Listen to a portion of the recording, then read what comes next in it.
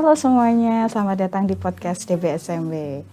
Hari ini sudah bersama Supri Adianto SSMA atau yang biasa disapa Pak Adi. Ya. Ya, Pak Adi. Mungkin lebih nyaman kalau kita buka masker dulu. Oh iya, baik. Mohon izin supaya ya. Terlihat. Oke. Ya. Sudah. Ya, Mbak Novi silakan. Apa kabar Pak Adi? Alhamdulillah sehat. Sehat ya. Sehat, alhamdulillah. Baik. Sibuk apa saja saat ini Pak Adi? Sibuknya saya di rumah secara daring saja. Ada kegiatan kalau pagi sampai sore itu memang untuk kampus. Ya. Sore sampai malam itu untuk ruko. Berbaginya seperti itu sekarang. Bagi waktu. Bagi waktu ya, seperti itu.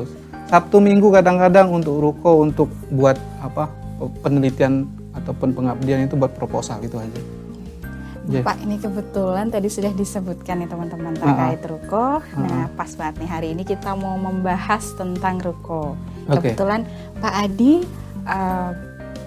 pencetus pendirian ruko sekaligus pengembangnya. Nah, Pak Adi sudah ada pertanyaan nih. Atau mungkin bisa dijelaskan Pak Adi, apa sih latar belakang pendirian ruko? Pertama, latar belakang pendirian ruko itu bermula dari saya melihat, karena dari pengalaman ngajar di beberapa program studi di DBSMB, itu melihat kok mahasiswa ini belum terlalu cepat untuk memahami sekedar huruf Korea saja. Padahal bunyinya huruf Korea itu sama dengan huruf Indonesia. A ya A gitu, B ya B, kayak gitu kan, seperti itu. Nah, jadi saya tertantang ini. Walaupun sudah banyak aplikasi yang lain ya seperti itu. Coba saya buat, tapi dengan gaya belajar bahasa Korea untuk orang Indonesia menggunakan gaya untuk diberikan kepada orang Indonesia. Jadinya ruko ini kami rancang. Nah, dari situ saya menghubungi ada dosen dari Departemen TEDI itu, namanya Pak Rifki itu. Nah, meminta beliau bisa nggak saya buat aplikasi seperti ini, tapi karena ini sifatnya mandiri, bisa nggak kita kolaborasi, saya bilang kayak gitu. Tapi dengan biaya sendiri kayak gitu. Nah, dimulai dari itu. Jadi tujuannya ya untuk mempermudah masyarakat ataupun siswa ataupun mahasiswa ataupun siapapun yang umum yang tertarik dengan bahasa Korea dan ada tujuan ingin mungkin bekerja di Korea ataupun belajar di Korea. Itu aja awalnya seperti itu. Dan memang level untuk aplikasinya masih tidak terlalu advance ya. Sifatnya hanya pembelajaran dasar saja seperti itu. Itu latar belakangnya. Itu aplikasi itu jadi itu tanggal 23 Oktober 2019, masih baru sih. Nah, seperti itu. Dan ini tanpa dimarketingkan pun usernya yang menggunakan aplikasi ini nyampe 790 orang seperti itu. Sekitar kurang lebih 6 bulan setelah launching seperti itu. Dan ini wow, berarti ini banyak yang tertarik gitu ya, applicable banget gitu ya, bisa digunakan terutama dalam tebak-tebakan terkait dengan budaya Korea. Jadi ada tebak Korea, saya buat kayak gitu aplikasi itu. Nanti saya akan ceritakan lebih lanjut. Begitu nggak Novi? Kemudian saya juga pengen tahu nih Pak, kriteria aplikasi ini sebenarnya seperti apa dan juga sistematika penggunaan aplikasi. Untuk aplikasi Rumah Korea ini jujur ini hanya ada di Play Store saja dulu karena memang ini sifatnya mandiri, kami dengan dana sendiri seperti itu. Dan untuk sistematikanya itu ini sifatnya pure gratis. Jadi download itu lalu bisa menggunakan gitu loh. Jadi tidak ada lagi nanti free trial sebulan habis itu kamu bayar. Ini tidak. Ini memang real aplikasi ruko itu download ya, cuman daftar kamu bisa gunain semuanya kayak gitu loh. Seperti itu. Waktu itu saya cerita waktu itu ya. Tahun 2019 sampai awal 2020 lah seperti itu. Nah, lalu karena user itu banyak sekali yang menggunakan dan mereka memberi bintang 5 ya, tapi tidak ada bintang 7, bintang 5 hanya bintang 5 saja seperti itu. Nah, ini aplikasi ini akhirnya dilirik gitu. Oleh siapa nih Pak? Kalau boleh dikasih tahu nih kita. Oke, saya cerita saja ya biar nanti tahu perkembangannya kayak gitu ya untuk ruko ini. Jujur ada orang Indonesia yang bekerja di perusahaan Singapura melirik dan membandingkan dengan aplikasi-aplikasi yang lain. dan melihat ruko ini, katanya ya ini, mohon maaf, ini duit katanya gitu. Akhirnya saya dihubungi dari Singapura. Saya dihubungi. Ini kok saya orang Indonesia, ini kok saya coba semuanya free saja gitu loh. Saya coba aplikasi yang misalkan submenu untuk tebak gambar, belajar angka, belajar kosakata, belajar huruf dan lain sebagainya apapun. Kok ini free gitu loh. Sedangkan di tempat lain itu harus bayar gitu loh. Beliau ini akhirnya gini, bertanya ke saya, Pak Adi, ini kenapa bisa free seperti ini? Kenapa tidak dimonetisasi? Tujuan saya kan ingin membantu. Saya baru kali ini ya melihat orang membuat suatu aplikasi hanya untuk membantu, katanya gitu, hanya untuk membantu. Sedangkan orang lain itu ini dibuat konsep untuk monetisasi. Misalkan kayak aplikasi-aplikasi lainnya itu. Oke, downloadnya free kan? Download free ya, memang free downloadnya gitu loh. Iya, bener, Pak. Tetapi ketika menggunakan untuk di berbagai level itu, mereka harus charge kayak gitu kan, membayar kayak gitu. Tapi ini tidak. Sebaiknya konsep kalau namanya startup itu kata beliau, ini harus ada monetisasinya. Seperti itu. Monetisasinya seperti apa? Saya belum nyampe waktu itu. Pada akhirnya itu setiap malam dia menghubungi saya. Akhirnya karena kita secara daring ya, kita lewat aplikasi yang untuk bertemu itu, ya saya tidak mau bicara di sini seperti itu. Itu dia mengajari saya terkait dengan startup itu seperti apa, pengembangan untuk aplikasi ruko ini seperti apa. Selama 4 bulan setiap malam. Intens ya Pak? Intens. Iya betul. Dan jujur ya Pak Novia, jujur. Saya banyak mendapatkan pengalaman terkait dengan startup, mengenal namanya, USP, unique selling point dan lain sebagainya, bla bla bla bla, seperti itu. Dan sekarang untuk rumah Korea ya dimonetisasi sih, seperti itu. Kemudian sistematika penggunaan aplikasi ini cukup dengan download dari Play Store, kemudian bisa dicoba berbagai macam menu yang telah ditawarkan di aplikasi tersebut ya Pak ya. Ya. Kemudian kelebihannya ruko nih Pak, kalau tadi sudah dibahas ada ruko dengan aplikasi yang lain gitu, telah dibandingkan dengan teman Pak Adi tadi. Kelebihannya ruko apa nih Pak? Kelebihan ruko itu ya, memang dari segi kontennya dan submenunya itu, ruko itu memang memberikan poin-poin, lalu ada breaknya. Memang itu diarahkan mulai dari hurufnya, dari angka, dari suku katanya, dari kosakatanya, dan kalimat untuk masing-masing submenunya. Itu banyak sekali. Termasuk yang terakhir adalah tebak Korea. Di mana tebak Korea itu lebih ke gamification ya. Jadi games, tapi itu memang membuat user atau peserta itu menjadi paham tentang Korea pada akhirnya. Seperti itu. Bedanya dengan aplikasi lain, tentu di sini karena sekarang itu sifatnya memberikan informasi ya, seperti itu ya. Kalau sekarang lebih monetisasi, jadi memang ada untuk program kursus berbayar. Jadi kami rubah konsepnya. Jadi kursus berbayar bahasa Korea dari level dasar sampai level 6. Itu kursus yang reguler. Dan terus kami ada namanya kursus bahasa Korea yang intensif. Intensif itu dari level dasar sampai level 3, dan goals-nya itu nanti setelah selesai selama 3 bulan 2 minggu itu atau 4 bulan kurang lebih, itu bisa ikut ujian ujian topik untuk level 3 malahan. Topik 2 untuk level 3. Begitu Mbak Novi. Jadi ini sangat bagus sekali. Yang ketiga itu ada namanya kami buat kursus topik di aplikasi itu. Topik 1, topik 2. Tapi kami tidak meng-range topik 1, topik 2, tapi lebih ke topik dasar untuk 1, 2, level 1, 2, topik menengah untuk level 3, 4, dan topik tingkat tinggi itu untuk level 5, 6. Seperti itu. Plus kami mempunyai produk-produk yang lain. Jadi selama produk-produk yang lain tuh kayak semacam buku-buku kami buat e-model untuk gaul Korea, gaul K-pops, seperti itu, gaul K-drama, seperti itu, dan gaul idiom. Lalu kami buat kayak untuk jasa interpreter, sebagai interpreter, ada jasa untuk terjemahan Korea, lalu konsultasi untuk beasiswa dan bekerja di Korea itu seperti apa, dan satu lagi yang terakhir adalah kami ada produk jasa terkait dengan kursus bahasa Indonesia untuk orang Korea. Ternyata penggunaan tidak hanya bagi Betul. orang Indonesia untuk mengetahui lebih banyak bahasa dan budaya Korea, ya, tapi ternyata juga orang Korea ingin belajar tentang kebudayaan Indonesia nih teman-teman. Betul. Nah ini tadi Pak, ada yang menarik sekali. Tadi sempat disebutkan bahwa nanti bisa dari aplikasi ini bisa belajar dan mempersiapkan untuk topik ya Pak ya? Iya betul.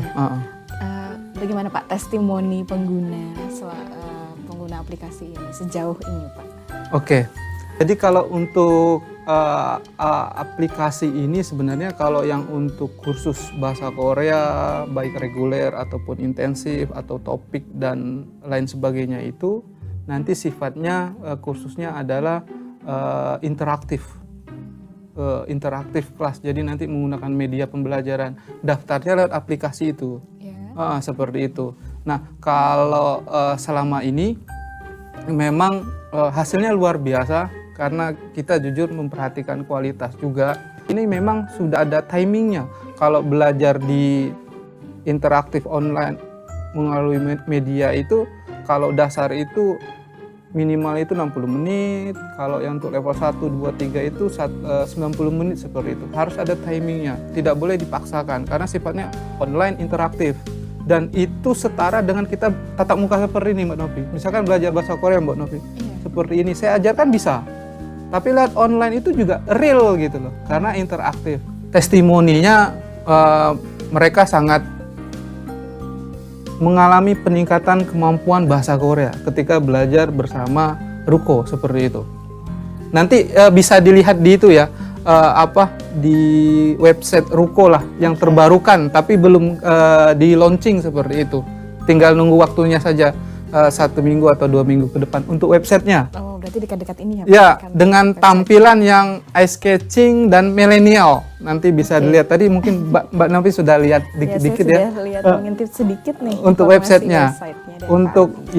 Untuk akhir bulan, insya Allah untuk launching aplikasinya yang dengan tampilan yang tadi saya bicarakan Mbak Novi seperti itu. Itu, semoga bisa memberikan kontribusi yang lebih. Itu Mbak Novi. Baik Pak Adi, terima kasih. Nah kemudian nih, karena tadi ada interaksi langsung nih Pak Adi, apakah juga ada native speaker baik dari Korea langsung dan juga dari Indonesia untuk pengguna aplikasi dari Korea? Memang kita bekerja sama juga dengan beberapa teman yang ada di Korea. Itu ada orang Korea juga dan ada orang Indonesia yang kuliah di Korea. Kita jadikan tim untuk pengembangan Ruko ini baik dari segi konten ataupun pengajaran seperti itu. Nah, native itu ada nanti ketika sampai saat ini memang belum ada yang untuk belajar speaking ya. Korean Daily Speaking itu ada kita. Produknya itu juga Korean Daily Speaking. Itu memang nanti langsung dari khusus orang Korea. Informasi saja untuk tim di Rumah Korea itu memang sifatnya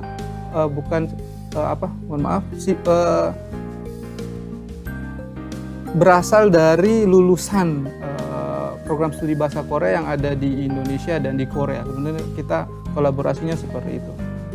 Nah, untuk timnya, untuk pengajarnya, tutornya, gurunya, tentornya seperti itu. Dan sekali lagi yang kedua, dari tim itu kami membuat data sendiri. Jadi kami tidak menggunakan buku misalkan yang seperti yang ada di tempat lain, itu bedanya loh ya. Kalau di kami itu menggunakan buku sendiri dan itu kami create. Kalau di luar itu pertemuannya harus berapa? 3 kali cukup? No sebenarnya. Itu ada analisisnya juga. Kalau di kami 6 kali itu cukup dengan data kami dan itu sudah pasti bisa membaca, menulis huruf Korea, angka Korea dan tahu struktur kalimat bahasa Korea itu seperti apa. Itu dasar loh. Seperti itu. Kalau level 1 itu sudah bisa membaca, lalu menerjemahkan, lalu membuat kalimat sendiri dan berbicara. Seterusnya untuk mengembangkan kemampuan di level 2, 3, dan seterusnya. Itu di Ruko. Dan karena saya sendiri sudah melakukan itu, jadi saya berani berbicara seperti ini. Untuk Ruko, insya Allah jaga kualitas dan kuantitas yang ada dalam proses pembelajaran secara interaktif. Sampai saat ini pengembangan Ruko sudah sampai mana Pak? Pengembangan ruko itu Mbak Novi sekali lagi karena tadi sejarahnya itu ada cerita dari bukan cerita, ada teman yang ingin membantu pengembangan, akhirnya mendapatkan ide dan saya belajar tentang startup juga, dan dimonetisasi ruko itu tidak free lagi nantinya seperti itu karena ada program-program itu. Pengembangannya sekarang sedang dibuild untuk pertama untuk websitenya dulu. Websitenya dulu dengan tampilan yang tadi saya bilang milenial banget, nanti bisa dilihat. Lalu yang kedua dari segi aplikasinya. Nah, aplikasinya itu memang pengembangan tampilannya dulu. Karena untuk membuild up dengan program yang secara langsung kita daftar belajar di situ masih butuh dana nih untuk pengembangan itu. Jadi sistemnya masih sifatnya teknologi dan ada sedikit manual. Manual masuk di sini ketika mendaftar kursus lewat aplikasi itu langsung terkonek dengan nomor adminnya Rumah Korea. Minko itu adminnya Rumah Korea. Minko namanya. Hai Minko gitu. Hai Minko kayak gitu ya. Kayak gitu. Itu terhubung untuk aplikasinya. Seperti itu pengembangannya Mbak Novi. Dan yang ketiga tambahan sekali lagi ini ya, tambahan sekali lagi yang ketiga itu Mbak Novi. Untuk materi-materinya itu tim ruko sendiri yang buat. Berdasarkan beberapa referensi yang ada. Seperti itu. Jadi memang khusus untuk pembelajaran untuk orang Indonesia. Real saat ini targetnya untuk orang Indonesia. Dan pasti akan mampu karena sudah ada buktinya. Nanti lihat aja di websitenya ada testimoninya. Lihat saja. Monggo. Oke, ini orang Indonesia secara umum Pak, baik tidak hanya pelajar tapi juga mungkin rekan-rekan yang bukan lagi pelajar seperti apa ya? Kalau saya bisa bilang umum mungkin? Ya, umum. Ya, betul, umum. Umum itu sangat bisa sekali. Jadi siapa saja pun bisa. Saya pernah ngajar juga anak SD kelas 1. Oh iya, Pak. Ngambil bahasa Korea level dasar ya. Bahasa Korea level dasar ya kayak gitu. Dan dia bisa akhirnya. Karena memang akan ada tujuan ke Korea atau bagaimana Pak Di? Karena ibunya menginginkan dia bisa bahasa Inggris dan bahasa asing lainnya, terutama Korea juga seperti itu. Jadi banyak sekali. Kemudian nih Pak Adi, harapan Pak Adi dengan adanya rumah Korea atau ruko ini apa Pak Adi? Oke. Gini ya Mbak Novi ya, kalau harapan saya ruko ini kan dibangun sifatnya dengan pendidikan yang mandiri. Nah tujuannya memang waktu awal sekali lagi sifatnya ingin membantu teman-teman agar bisa belajar bahasa Korea dengan dengan mudah tanpa harus membayar, awalnya seperti itu. Dengan aplikasi yang sifatnya gamification, jadi sifatnya bermain sambil belajar. Dan itu tidak ada pembayaran apapun. Tapi karena sekarang ini kita harus pahami ketika membangun suatu aplikasi itu jangan melulu saya punya produk. Tapi apa yang bisa saya hasilkan dari produk itu. Jadi saya dapat belajar itu. Awalnya saya tidak pernah memikirkan itu. Awalnya sama sekali tidak pernah memikirkan itu. Pada akhirnya, oh iya ya, saya harus menghasilkan sesuatu untuk dari produk yang kami buat ini. Saya dengan Pak Rifki kayak itu ya. Akhirnya ya tadi monetisasi. Kalau harapan saya ruko ini ya karena kita membangun data sendiri, karena kita manajerial dengan pembelajaran yang adaptif, learning yang adaptif, secara interaktif pun ada, non interaktif pun ada. Lalu sifatnya pembelajaran dengan gaya orang Indonesia untuk pembelajar bahasa Korea. Jadi bukan bahasa Korea untuk orang asing, itu beda. Itu pakai gaya Korea. Di mana terkadang orang Indonesia lama pahamnya. Tapi kalau gaya pembelajaran bahasa Korea dari orang Indonesia untuk pembelajar bahasa Korea itu jauh lebih cepat. Itu yang ketiga. Yang keempat adalah di sini kan ruko ini kan sudah sebenarnya sifatnya walaupun sekali lagi sendiri tapi berasal karena saya dari sekolah vokasi UGM. Harapannya ini bisa dikolaborasikan gitu loh dengan mungkin DBSMB, mungkin Bu Endang bisa kolaborasi karena dengan ada namanya DBSMB ataupun sekolah vokasi, ini bisa memberikan citra ketika kita ingin menjual suatu produk dalam bidang pendidikan, pembelajaran, terutama bahasa Korea, karena kita berbicara ruko seperti itu bisa menjual karena pangsa pasarnya banyak. Kalau dibenturkan dengan, mohon maaf, sekarang kan kondisinya belum pasti dan lain sebagainya. Malahan sudut pandang saya ini adalah kesempatan. Prepare-nya sekarang. Ketika sudah di-prepare belajar bahasa Korea, kamu bisa memilih mau kerja atau kuliah di Korea nih. Seperti itu. Data-datanya kita sudah siap. Seperti itu. Why not kayak gitu. Itu sih. Jadi kalau kami optimis gitu aja. Kalau kami optimis tidak pernah melihat situasi dan kondisi. Hanya memang ada cara-cara tertentu untuk mengcapture untuk menghasilkan produk tadi. Seperti itu. Nah, saya tidak akan cerita banyak di sini ya. Tapi kalau ingin ada yang kerjasama dengan ruko, langsung menghubungi Pak. Saya akan cerita bagaimana strateginya mengcapture-nya. Kalau ruko sekali lagi sifatnya online, Mbak Novi. Online. Jadi kalau ada yang memang ingin secara offline, itu nanti kita bisa menggunakan data kita, bisa diaplikasikan di tempat yang lain. Tapi memang harus ada kolaborasi. Tadi, produk bisa menghasilkan. Iya, teman-teman. Itu ada produk tapi bisa menghasilkan. Nah, saya baru belajar ini tentang hal itu, saya baru belajar. Gitu. Wah, sangat banyak sekali penjelasan dan informasi terkait rumah Korea ini ya, teman-teman. Kalau teman-teman masih penasaran, nanti bisa langsung aja cari informasinya di website Rumah Korea. Oke, untuk saat ini masih tampilan web yang lama. Yang baru nanti akan di-launching. Kunjungi juga, Mbak Novi. Mana, Pak?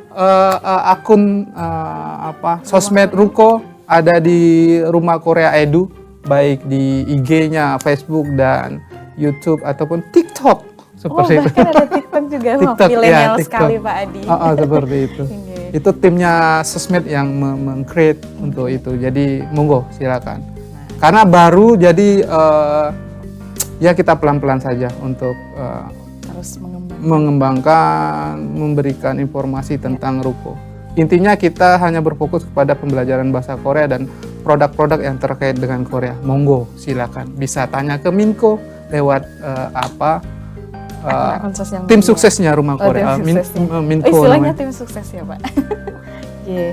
Menarik sekali. Minko namanya ya. Minko. Jangan lupa teman-teman kalau butuh informasi dan mau tahu lebih banyak tentang Rumah Korea, langsung ke sosial media yang tersedia terkait toko ini. Ya. Gitu. Nah, teman-teman sudah bisa mengambil kesimpulan nih, kira-kira kelebihan apa saja yang ada di ruko, kenapa teman-teman harus ke ruko, harus mencoba aplikasi ruko, rancangan Pak Adi dan tim. Tapi nanti ya, setelah jadi, tadi saya tambahkan harapannya, yuk kembangkan bersama, terutama mungkin melalui sekolah vokasi ataupun DBSMB untuk mengembangkan ruko ini seperti itu. Karena kan ini bagian dari ide yang saya dapat dari bahasa Korea, Departemen Bahasa Seni dan Manajemen Budaya, dan sekolah vokasi seperti dan UGM lah tentunya secara umum seperti itu. Begitu. Jadi harapannya kerjasama Mbak Novi. Ayo melalui ruko. Terakhir sebelum ditutup ini. Boleh, Pak. Oke. Saya mengucapkan terima kasih untuk undangannya Mbak Novi, Bu Endang dan tim, Mbak Rotwa dan dosen-dosen DBSMB Sekolah Vokasi. Terima kasih dan semoga apa yang disampaikan hari ini bisa bermanfaat dan bisa kita gali lebih jauh untuk potensi-potensi yang lain. Matur suwun, Gamsahamnida, terima kasih. Annyeonghaseyo. Annyeonghaseyo. Kami juga terima kasih Pak Adi atas sama-sama kehadirannya hari ini, telah menyempatkan waktu dan memberikan informasi yang sangat banyak sekali tentang ruko. Demikian teman-teman, sampai jumpa di podcast DBSMB selanjutnya. Bye-bye. Sehat-sehat Pak Adi. Sehat-sehat. Annyeong. Matur suwun. Sami-sami.